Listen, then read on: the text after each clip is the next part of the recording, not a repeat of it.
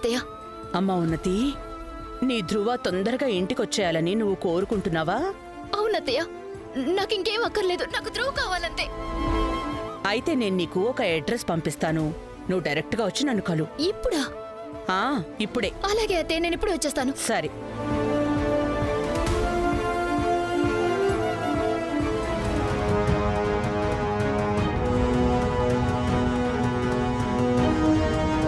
అయ్యో రా తల్లి.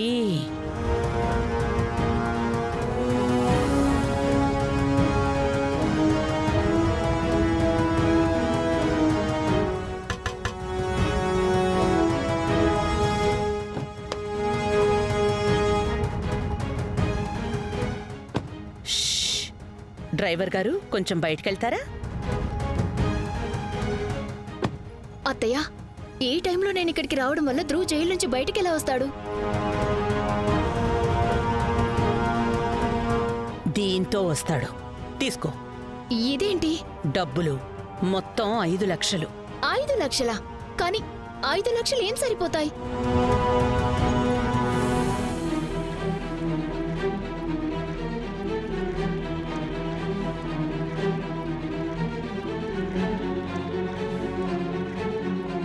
నాకేమనిపిస్తుందో తెలుసా?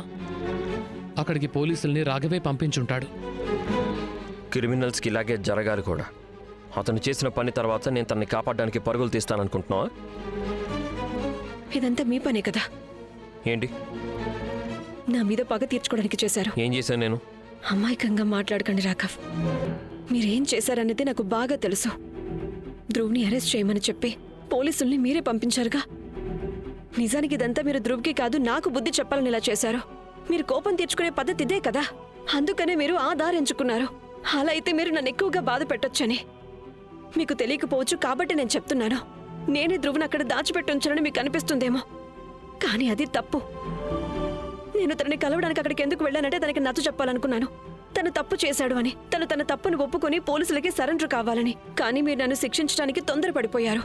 అందుకే నా వెనకాల పోలీసుల్ని పంపించారు. ఇదే కదా మీరు చేసింది? మీరు నన్ను బాధ పెట్టాలనుకున్నారు కదా. నాకేం నమ్మాల్సిన అవసరం లేదు, నమ్మించాల్సిన అవసరం అంతకంటే లేదు. నీకు సంజాయిషి చెప్పాల్సిన అవసరం కూడా నాకు లేదు. నువ్వు నాకు మరీ అంత ఇంపార్టెంట్ ఏం కాదు.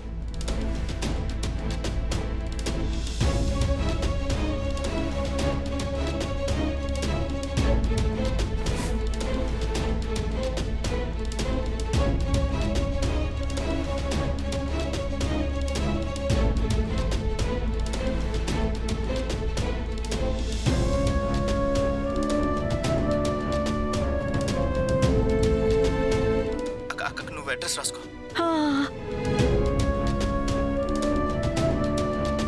ధ్రువ్ చెప్పు. Bhavani Nagar, street number 2, tea shop పక్కన.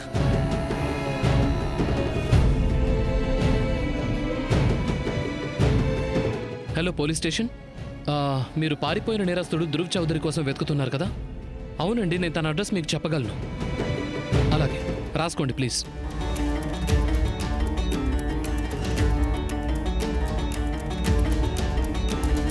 క్షమించు రేఖ, కానీ ఇలా చేయటం అవసరం. దీని కారణంగానే నీకు రాఘవ్కి మధ్య మనస్పర్ధలు పెరుగుతాయి. అండ్ నీకు కూడా వీటన్నిటి వెనుకున్నది రాఘవ్ అనిపిస్తుంది.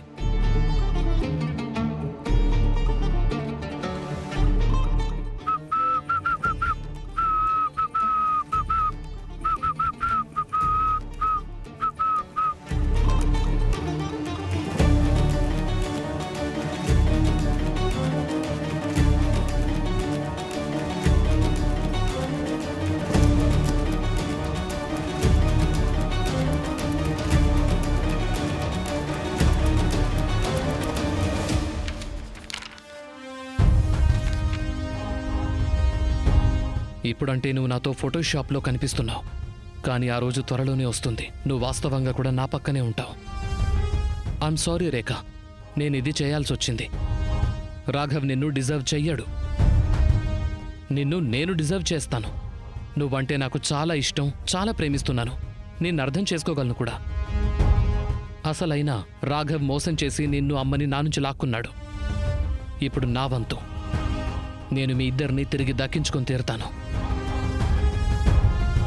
ఇప్పుడు నువ్వు కూడా నాదానివవుతావు అండ్ అమ్మ కూడా.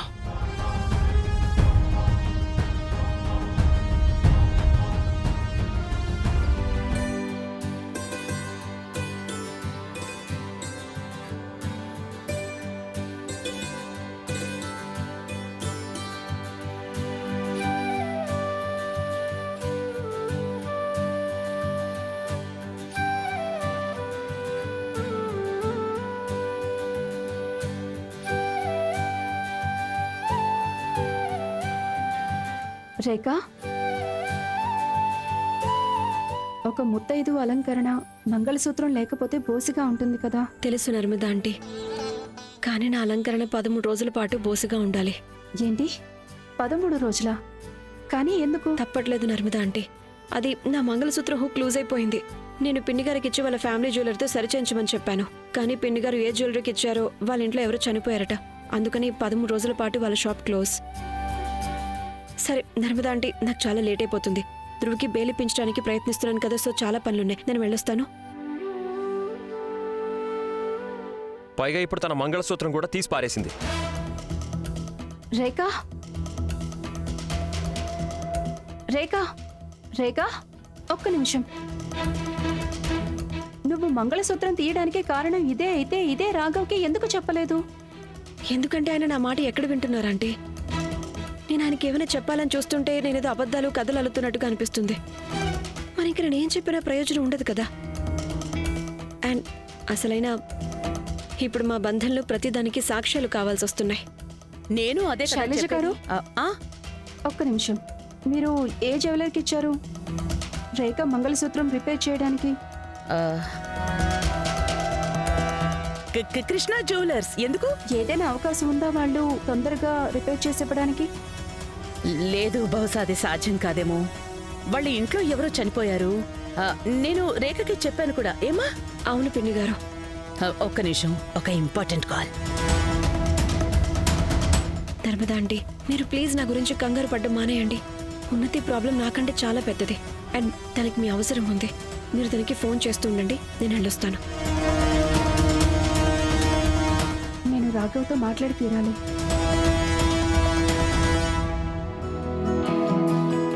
రేఖ, నేను నీకోసం ఒకటి తీసుకొచ్చాను.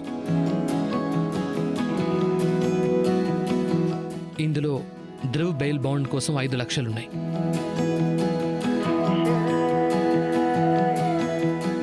Thank you so much Rohit.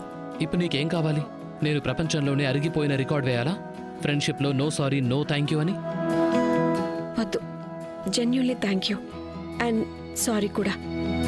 ఎందుకంటే నేను నీ దగ్గర డబ్బులు తీసుకోలేను. కానీ ఎందుకు? నేను నీ ఫ్రెండ్ కదా? లేదు రోహిత్, అలాంటిదేమీ లేదు. కానీ ధ్రువ్ బెయిల్ కోసం నీ దగ్గర డబ్బులు తీసుకుంటే రాఘవ్ చాలా ఫీల్ అయిపోతారు.